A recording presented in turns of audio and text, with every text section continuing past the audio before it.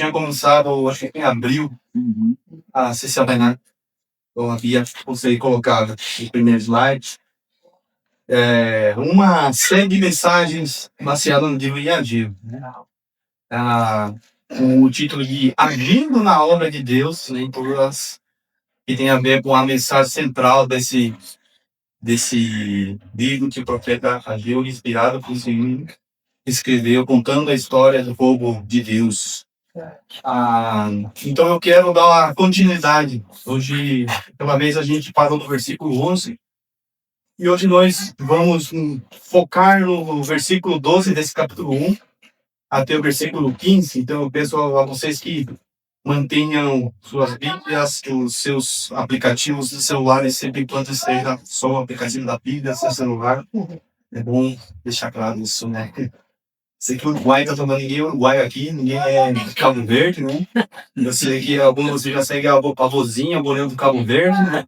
Mas por enquanto deixa de lado e vamos focar na palavra de Deus. Eu não serei, não pretendo não ser longo essa noite, porque o texto também é curto e eu não quero passar o capítulo 2 porque é outra mensagem, então vou deixar para outra série, tá bom? Que eu acho que vai ser 19 de junho, na nossa volta. Estarei então continuando essa série, né?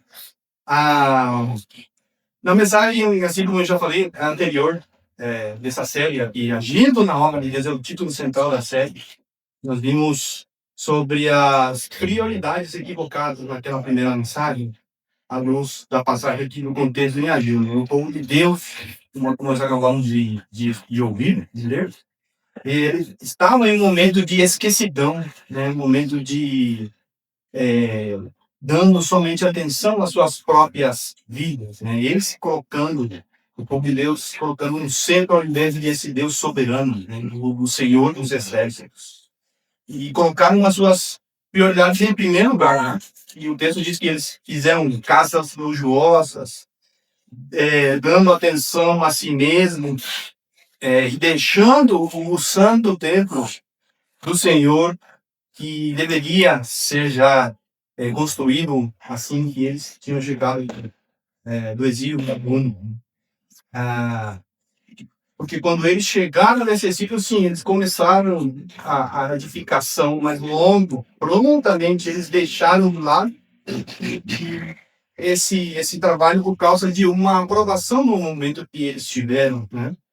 E aí o que deveria ser colocado em primeiro lugar, passou o tempo e eles se acomodaram, preferindo se beneficiar até dos materiais da caça do Senhor, ao invés de fazer o templo, eles pegaram os materiais e construíram as suas próprias caças luxuosas. Vamos falar sobre isso aquela noite. Vimos que quando as nossas prioridades elas são colocadas em primeiro lugar, né, elas normalmente elas já por esse intuito elas já são equivocadas e as coisas não funcionam como deveriam de fato andar. Naquele então o povo de Deus culpou ao templo, o povo de Deus culpou ao templo, né? Dizendo que ainda não tinha chegado o tempo para a construção do templo, né? E aí nós vimos que antes de se olharem e de se analisarem, de colocar seus corações ante esse menosprezo da obra de Deus, eles jogaram a culpa no templo e não se viram ante o seu problema, né? Comparam ao templo. E aí veio a exortação de Deus, veio por meio do seu profeta, Ageu, que deveriam considerar essas prioridades e colocar a Deus em primeiro lugar. Colocar a obra do Senhor em primeiro lugar. E aí seus corações deveriam estar centrados em Deus. Esse Deus que tinha escolhido eles, como povo estranho, separado, para ser de representação e representar essa santidade divina, né? E que esse Deus tinha que ser adorado no seu santo templo. E também, além disso, nós vimos que essa exortação ela nos alcança, né? Não somente nos vamos reter num contexto histórico e ficar lá com história. Não, nós cremos que a palavra de Deus ela é viva e ele é eficaz e para hoje em dia, né? Aos nossos corações, às nossas vidas. E nós devemos, essa exortação nos alcança e nós devemos nos considerar consideram suas vidas ante esse Deus santo. Assim como nós vimos em 1 Coríntios 6, capítulo 6, versículos 19 e 20, era o gancho para trazer esse contexto de como ele agiu a nossa vida. Diz assim o apóstolo Paulo: será que vocês não sabem que o corpo de vocês é santuário, o templo, o tabernáculo do Espírito Santo, que está em vocês e que vocês receberam de Deus, e que vocês não pertencem a vocês mesmos, porque vocês foram comprados por preço? Agora, pois, glorifiquem a Deus no corpo de vocês. A prioridade nossa como filhos de Deus é de glorificar a Deus com nossas vidas, né? Seja na sua obra local, né, em contexto de igreja, mas também em nossas vidas, né, particulares, em nosso andar, em nosso viver diário. E esse continua sempre esse chamado de Deus, né, de alerta, de a considerar nossas prioridades diante dele, a aplicar nossos corações, como também diz no capítulo 1, aos caminhos do Senhor, a trazer a memória tudo que ele fez por nós e impor isso por amor a ele, priorizar a nossa vida diante dele. Como eu falei, trazer a memória tudo que Deus fez por nós, por amor a ele, e ser obedientes, né? Ser fiéis nos seus caminhos. E a passagem de hoje, ela trata sobre isso, né? Sobre esse despertar do povo de Deus, né? Sobre a atenção devida a essa tremenda exortação deste Deus Todo-Poderoso, né? Que veio por meio do seu profeta Ageu. E o título do sermão dessa noite é Consertando as Prioridades. Já que nós vimos que aquelas prioridades eram equivocadas, estavam mal, então agora, através dessa mensagem, se pode consertar essas prioridades, né? E em 3 pontos, vamos ver como o povo de Deus, nos seus escolhidos, eles deveriam agir para consertar as suas prioridades, né? E como nós, seus filhos hoje em dia, podemos agir da mesma maneira, né? Olhando para Deus e priorizando a Ele em primeiro lugar, antes de nos colocar em nós como centro. E o primeiro ponto que quero ver com vocês, irmãos, se encontra aí no versículo 12, sobre o obedecer, sobre o temer a voz do Senhor. Obedecer e temer a voz do Senhor. No versículo 12. Então Zorobabel, filho de Salatiel, e Josué, filho de Josadaque, o sumo sacerdote, e todo o remanescente do povo atenderam a voz do Senhor, seu Deus, e as palavras do profeta Ageu, as quais o Senhor, seu Deus, havia ordenado que ele dissesse. E o povo temeu diante do Senhor. A sequência nós vemos que tem um então, não sei se na versão de vocês tem esse então ou e, né? E ouviu, por exemplo, tem outras versões que destacam o verbo em primeiro lugar, né? Mas ela descreve através do profeta Ageu e nos diz seguidamente o que aconteceu depois de que eles receberam essa exortação do versículos 1 ao 11, né? Essa exortação do Senhor, em primeiro lugar, lembre que vem do Senhor por meio do profeta. Não foi simplesmente Ageu abrindo a boca, não. Era a palavra do Senhor, voz do Senhor. E algo muito interessante a destacar é que, assim como no versículo 1, vocês dão uma olhada aí na sua Bíblia, assim como no versículo 1, quando a palavra do Senhor veio pela mão de Ageu, diz que chegou a Zorobabel, né, o governador de Judá, e a Josué, o sumo sacerdote, e logo ao povo. E essa mesma ordem, ela é repetida aqui nesse versículo 12, a mesma sequência, né? Primeiro Zorobabel, Josué, logo ao povo. E a estes novamente convém, né? A reprimenda, em primeiro lugar, vem aos líderes, como vimos no versículo 1. Agora no versículo 12, novamente, os líderes postos em primeiro lugar, porque a estes novamente convém o agir, o colocar em ação, né? Para liderar, para exemplificar como deve ser feito e guiar ao povo de Deus. Então a reprimenda vem para eles no versículo 1, e agora o acionar vem por meio dos líderes novamente. E o texto diz aí que eles atenderam estes, né? Zorobabel, Josué e o remanescente do povo, eles atenderam a voz do Senhor. E também as palavras do profeta Ageu. Interessante que essa palavra aqui, atenderam, usou na versão NA. Essa palavra que ela traduziu aqui, no original, no hebraico, ela é o famoso Shema. O famoso Shema. E ela, em primeiro lugar, se encontra um singular. Né? Se nós olhamos no hebraico, está somente no singular. Né? E ela faz uma referência de maneira específica aqui sobre o Babel, em primeiro lugar, ele atendeu, né? Que Josué atendeu e que o povo atendeu a voz do Senhor e as palavras do profeta Ageu. Como eu falei, esse verbo no original ele se encontra bem no início, né? Dando essa ênfase, né? Dando essa ênfase. E a tradução da revista corrigida, né? De 1995, não sei se você tem essa versão aí, ela acertou de uma maneira mais, né, fina a sua tradução. Ela foi mais precisa. Ela disse assim, essa versão. Então, ouviu Zorobabel. E esse é o sentido, né? Mas não somente ele, também ouviu Zorobabel, filho de Salatiel.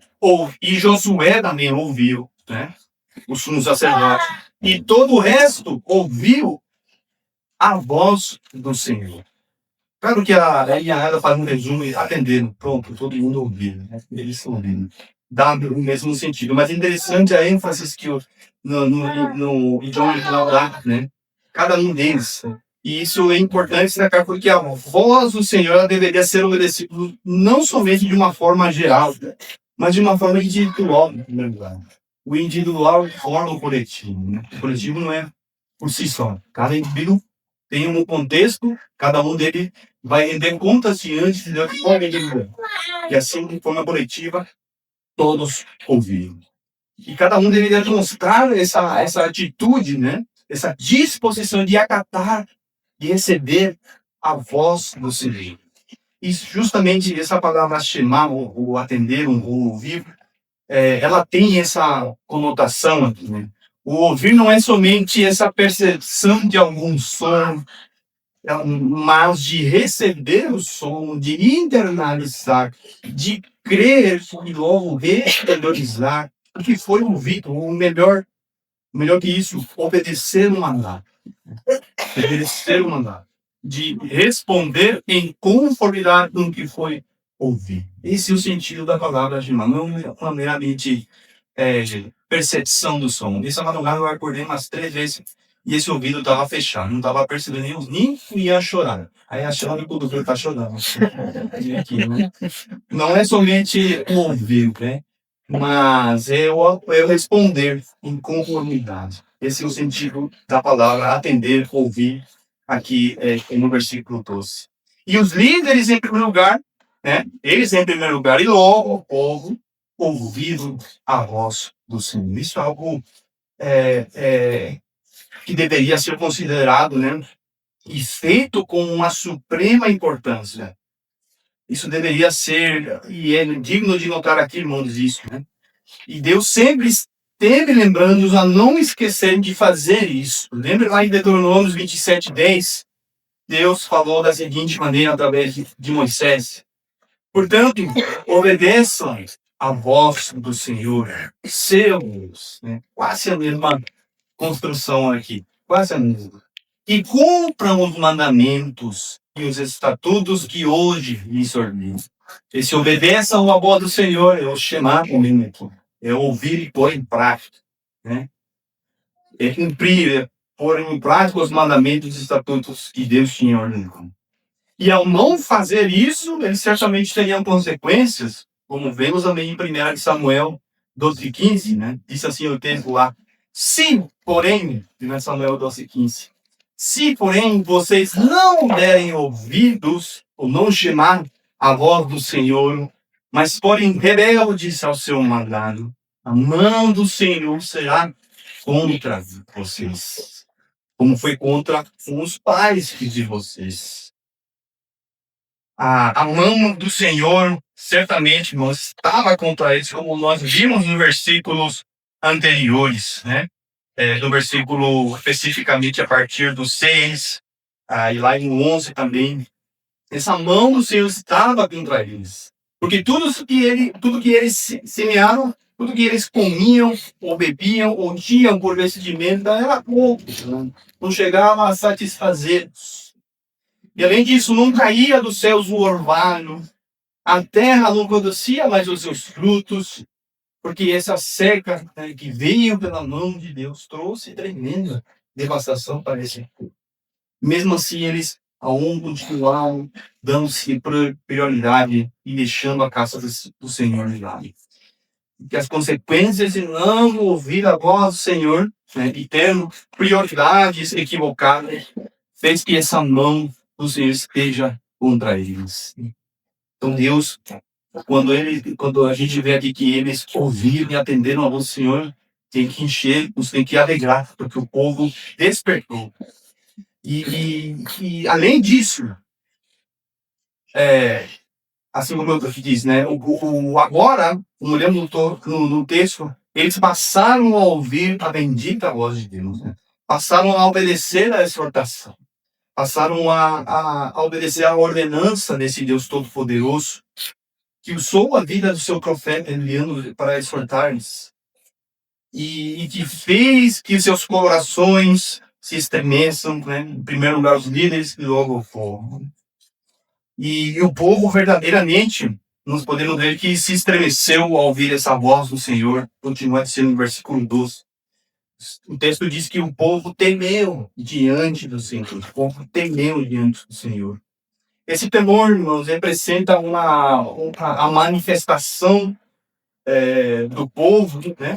De uma reverência ante a presença, um reconhecimento diante de quem eles estavam, que é o Senhor dos exércitos. Eu tinha falado na mensagem passada que esse Senhor dos exércitos tem muita importância. O povo estava saindo de um contexto de luta, né, de guerra. Eles sabiam quem eram os senhores de exércitos daí. Né? Mas quando o Senhor fala que Ele é o Senhor dos exércitos, que Ele tem muitos soldados, não somente terrenais, mas celestiais. Então a coisa era séria. Diante dele eles estavam. E ao ouvirem ele, eles passaram a atender. Né? Esse é algo muito interessante. Primeiro eles ouviram sobre ele, ouviram a voz do Senhor, e logo seus corações ou as suas vidas começaram a atender diante de quem eles estavam. Essa é a resposta que o verdadeiro povo de Deus deveria ter feito faz tempo. Já faz tempo. Mas é a demonstração de arrependimento dos seus atos anteriores, de ter prioridades equivocadas. O Deus que estava ante eles, esse era e é o verdadeiro Deus, e certamente ele merecia toda a reverência e toda a submissão por parte do seu povo. A obediência e o temor, elas certamente caminham juntas. Né? E um comentarista chamado Herbert Wolff disse o seguinte sobre isso: é impossível temer verdadeiramente a Deus sem obedecer. É impossível temer verdadeiramente a Deus sem obedecer. Então, obediência e temor, elas andam juntas. Mas a resposta aqui do povo, como eu falei, nos deve deixar felizes, nos deve deixar animados, nos deve encorajar também. Porque esse povo agiu de uma maneira que correspondia à exortação de Deus através do seu profeta. O povo se humilhou passivamente nos líderes. Lembra que aqui só era um líder político. Ele tomava conta da nação naquele então. E Josué era o sumo sacerdote. A obediência e o temor invadiu os seus corações. Assim também como vamos lembrar Abraão, que ele no passado atuou de uma mesma forma quando Deus lhe pediu em sacrifício a seu único filho, Isaac. O temor e a obediência de Abraão foram postas em evidência ao colocar Isaac no altar de sacrifício a esse seu único filho. até o ponto de levantar o instrumento para derramar o sangue do seu filho. E nós vemos a resposta de Deus, Deus intervindo em Gênesis 22:12. Deus disse: não estenda a mão sobre o menino e não faça nada a ele, pois agora sei que você teme a Deus, porque não negou a seu filho, o seu único. Então também nos demonstra um temor, irmão, esse, até o último, exigido até o último. Essas prioridades de Abraão estavam alinhadas com a vontade de Deus, né? O seu temor e a sua obediência estavam postas diante de um Deus provedor. E o seu povo aqui estava começando a entender diante de quem eles estavam. Diante de quem eles estavam. Mas também eles precisavam entender que essa presença, ela se devia a um grande fator. Qual era esse fator? A aliança de Deus. Essa aliança de Deus com o seu povo, que foi estabelecida no passado, ela é eterna, ela é inquebrantável. Por isso, para conservar as prioridades, era preciso também entender que Deus está com o seu povo, como diz no versículo 13, que é o segundo ponto. Deus está, naquele então, está com o seu povo. E a narrativa aí ela continua, né, demonstrando o que ainda aconteceu depois daquela exortação dos versículos 1 ao 11 e depois a demonstração de arrependimento por parte de Deus. Desculpa, por parte do povo em favor dele. Né? Inclusive que Ageu, o enviado do Senhor, no versículo 13, falou ao povo, né, segundo a mensagem do Senhor. E interessante aqui a descrição de enviado do Senhor, ela pode também se compreender como um mensageiro. Talvez suas versões façam assim, o mensageiro. Né? Irmãos, esse povo que esteve parado por muito tempo, sem dar interesse e sem dar prioridade à caça do Senhor, eles precisavam de alguém que viesse da parte do Senhor para dar-lhes uma bronca, uma chacoalhada. Eles precisavam certamente disso. Para que ouçam as próprias palavras de parte dele, por meio de um mensageiro. Por isso, é importante também destacar aqui, o enviado do Senhor. Alguns até esquecem essa palavra no hebraico quer dizer o anjo do Senhor, né? Porque a palavra médica tem um sentido bem interessante. Mas deixemos o enviado como mensageiro, que é mais fácil para você entender. Né? Eu sei que Ageu era um anjo, né? Mas não era um. Era um homem. E Ageu falou novamente segundo a mensagem do Senhor. Mas vemos que de uma forma mais diferente. Talvez com um tom mais tranquilo agora. Não mais tanto da exortação que já tinham recebido esse povo. Agora com um tom de esperança, né? Com um tom de alívio também e de encorajamento para o povo. Que foi o que Ageu disse, e o texto nos diz aí. Palavra do Senhor, né? Eu estou com vocês, diz o Senhor. Eu estou com vocês. Antes disto, talvez o povo estava pensando que ainda essa mão do Senhor pesada, né? Ainda continuaria pesando sobre eles, pois foram mais de 15 anos, se nós entendemos desde o momento que eles chegaram da Babilônia, né? Quando eles pararam, construíram só os rudimentos do templo e pararam. Quando veio a palavra do Senhor, assim, segundo o versículo 1, passaram 15 anos, né, que deixaram de lado o templo, que deixaram a presença do Senhor estar em meio deles. Mas agora o profeta declara isto de parte de Deus, que ele mesmo, Deus mesmo, sua presença estava com eles. Deus não deixaria de lado ao seu povo por amor às sua aliança, por amor à sua aliança estabelecida. Como lemos em Gênesis 28:15, uma promessa declarada por parte de Deus. Gênesis 28:15 diz: eis que eu estou com você e o guardarei por onde quer que você for. Farei com você que você volte para essa terra, porque não amanharei até que eu cumpra aquilo que eu de Deus falando para já. Promessa de Deus, a sua aliança. E essa aliança vai incluir uma garantia de sucesso. Né? Se Deus estava com ele, tudo iria dar.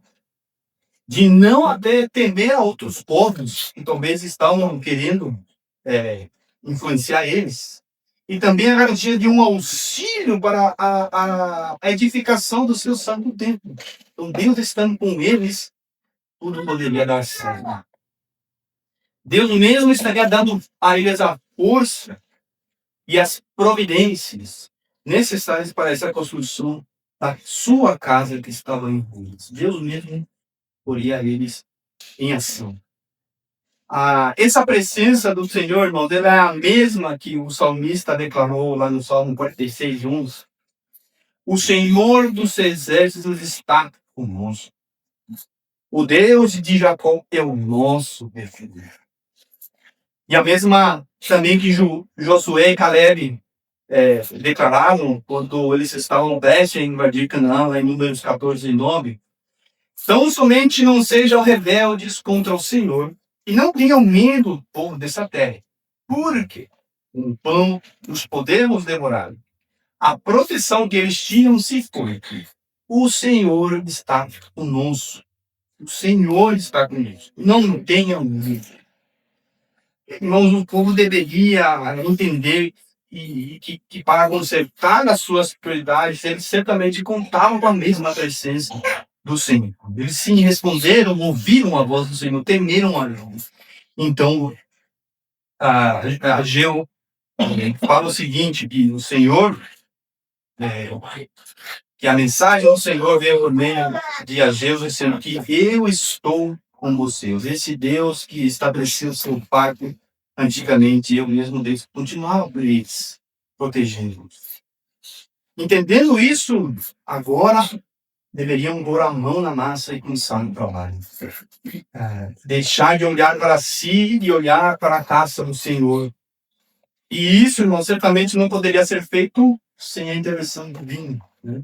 Por isso, o povo deveria também entender que, para consertar as suas prioridades, não dependeria exclusivamente deles. Não era algo que eles, com forças próprias, poderiam fazer.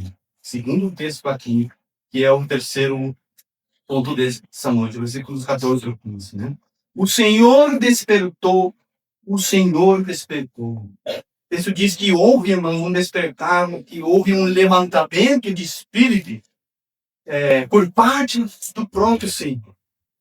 E esse despertar, em primeiro lugar, nós vemos aqui a sequência novamente. Zorobabel, Josué e o remanescente do povo. A ordem repetida, né? No versículo 1, no versículo 12, agora aqui no versículo 14, novamente. Deus foi quem agitou ou que animou, se poderia traduzir essa palavra despertar, né? Agitar, animar, mover, chacoalhar, né? Deus foi quem fez isso, né? Ao espírito de cada um deles. E a palavra espírito ela se repete, né? Espírito de Zorobabel, o espírito de Josué e o espírito de todo o remanescente do povo. Não certamente precisavam dessa intervenção depois de estar tanto tempo parados, pensando nas suas próprias casas. Deus despertou eles de sua letargia e fez consertar as suas prioridades. O próprio Deus agindo, movendo o Espírito. Eles responderam sim, como vimos nos versículos anteriores, e eles responderam, o povo respondeu em temor, respondeu em obediência à voz do seu Senhor. E agora eles deveriam exteriorizar essa obediência trabalhando, né, pondo a mão na massa na casa de Deus. Não poderiam eles continuar desanimados, descapacitados para essa luta. Não pode existir algum esforço humano que possa resistir ao agir da vontade de Deus. Não pode. Não há nenhum esforço humano, isso em todos os âmbitos, né? Não pode haver um esforço humano que possa resistir quando é a vontade de Deus deve ser feita. E quem pode gerar esse ânimo e essa capacidade para operar era o próprio Deus. Era o próprio Deus agindo em seus espíritos. Esse é um Deus soberano que merece toda a honra e toda a glória, como diz o versículo 8, né? Dele me agradarei e serei glorificado, disse o Senhor, quando a sua casa se dentro.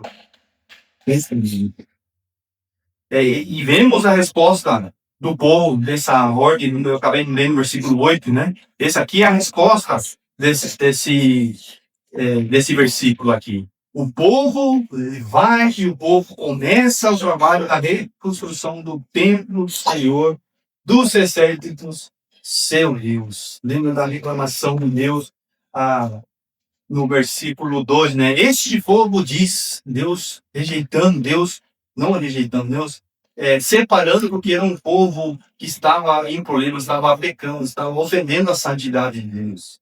Mas agora eles podem se referir a Deus como um deles. Esse é o seu Deus, por conta do arrependimento que foi certamente operado em sua vida.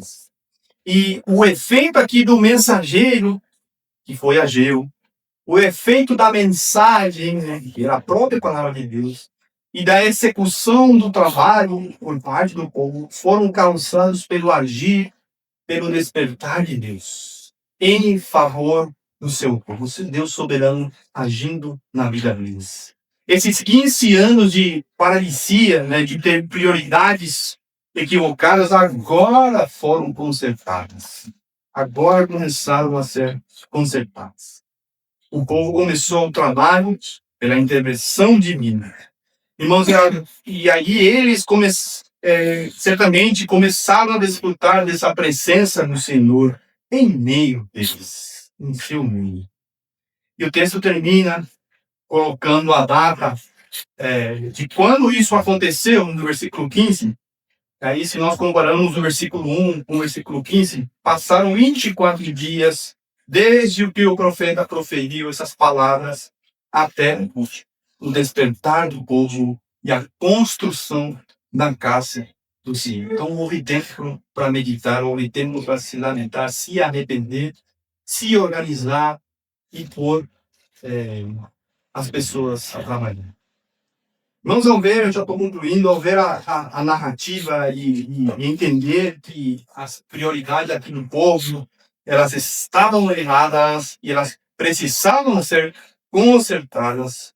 Nós podemos repetir em nossas vidas como muitas vezes estamos agindo em detrimento da obra de Deus, né? Certamente aqui o texto fala em primeiro lugar sobre o lugar físico, como podemos ver na imagem, né? Pedras sendo construídas da casa do Senhor, do templo do Senhor. Estavam em ruínas e agora estão sendo reconstruídas. Mas também nós podemos ver que existia uma apatia, um esquecimento do verdadeiro propósito do povo em reverenciar, em adorar, em exaltar e em priorizar ao único Deus verdadeiro. Não era somente algo físico, pedras serem construídas, senão as vidas deles também. Irmãos, isso trazendo para nós uma aplicação, se não estamos priorizando a obra do Senhor, seja em nossas vidas, principalmente, logo em a sua obra local, a sua igreja, nós precisamos parar, né? Precisamos parar para obedecer a voz do Senhor, como vimos no primeiro culto. Jeremias 26, 13 diz, na primeira parte do versículo: e agora corrijam a sua conduta e as suas ações, e ouçam a voz do Senhor, o seu. Se você confessou a Jesus como seu Salvador, mas a sua vida em questão de prioridades não está bem, você deve parar e obedecer, temer a voz do Senhor. Você deve fazer isso. Você deve pegar a sua Bíblia, você deve orar, você deve meditar, você deve assistir às reuniões que a igreja oferece, sempre quando a sua palavra ela é pregada, ela é reverenciada. Irmãos, assim você vai ouvir essa dura voz do Senhor, que primeiro ela O evangelho ela confronta, mas ela não te deixa jogado ali, não. Ela logo te traz, porque ela é doce também. E ela é capaz de montar e corrigir a sua prioridade da sua vida, ou as suas prioridades de vida. Ela é capaz de fazer isso. Você deve obedecer a voz do seu Senhor. Você deve temer a voz do seu Senhor.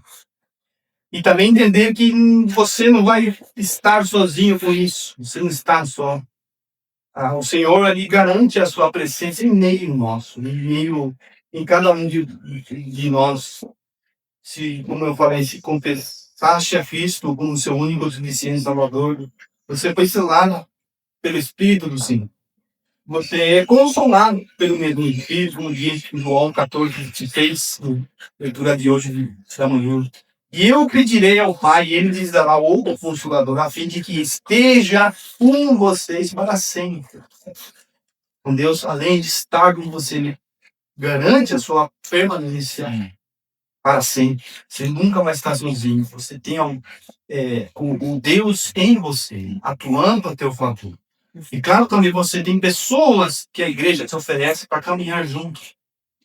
Para te cutucar quando alguma coisa não estiver de acordo com a vontade de Deus. Para que as suas prioridades possam ser consertadas. E que sua vida possa ser edificada à luz da palavra de Deus. E você possa atuar numa igreja local. À luz da palavra de Deus. E podemos também orar, assim como o salmista, lá no Salmo 27:8. Ao meu coração me ocorre, busquem a minha presença.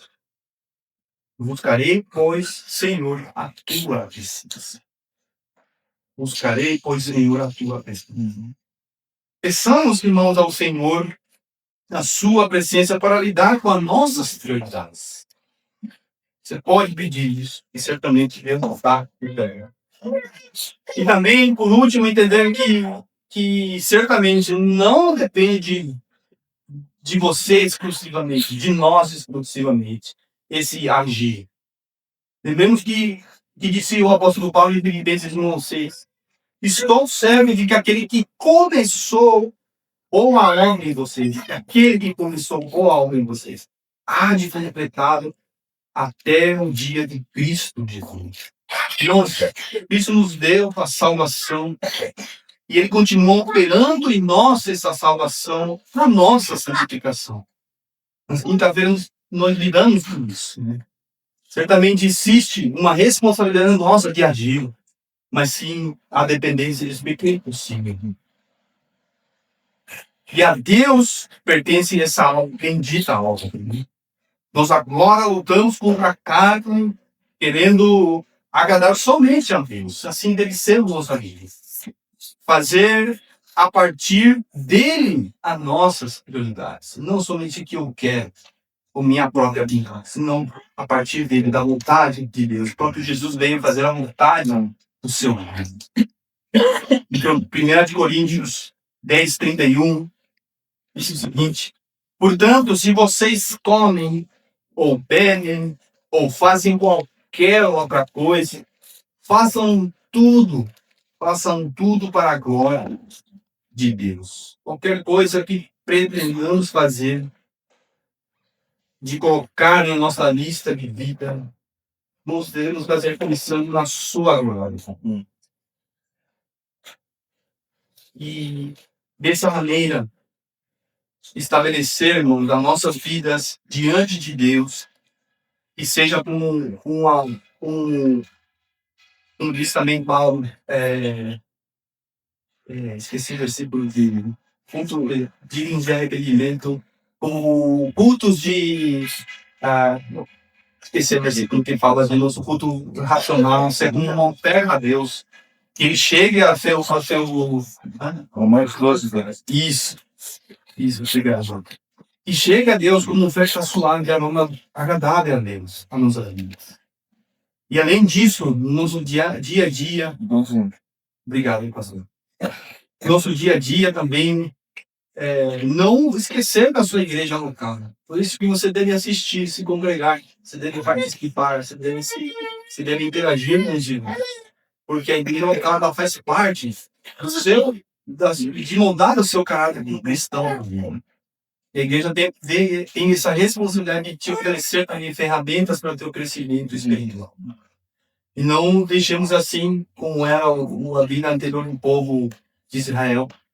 Esse povo que somente olhava para si mesmo, construindo as suas casas, mas sim agir como eles agiram a partir do versículo 12, ouvindo e temendo a voz do Senhor e reconhecendo em todo momento.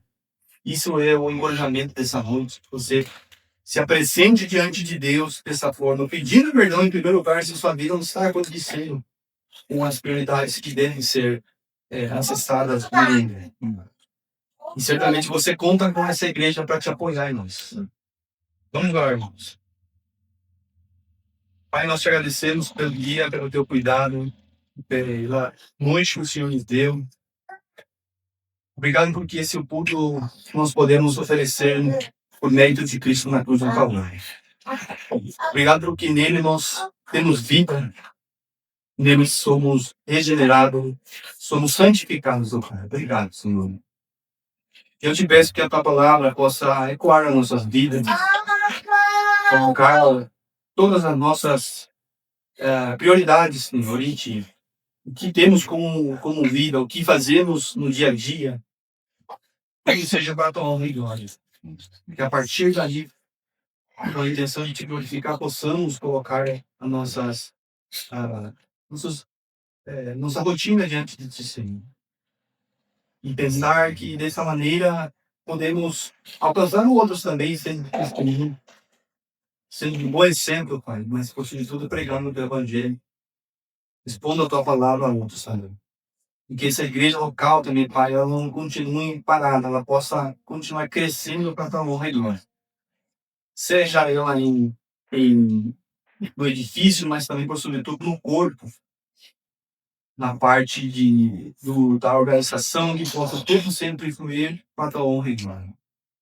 Nos ajude, Senhor, a lembrar disso cada dia, a pôr em oração sempre nas nossas vidas, lembrando do irmão que talvez não conseguiu chegar hoje, mandar uma mensagem e expressar também, Pai, o teu amor a elas. Obrigado, Senhor, porque o Senhor não nos desampara. A tua presença sempre está conosco. E obrigado porque em Cristo Jesus podemos desfrutar disso. E esse é o santo nome que nós oramos. Amém. Amém.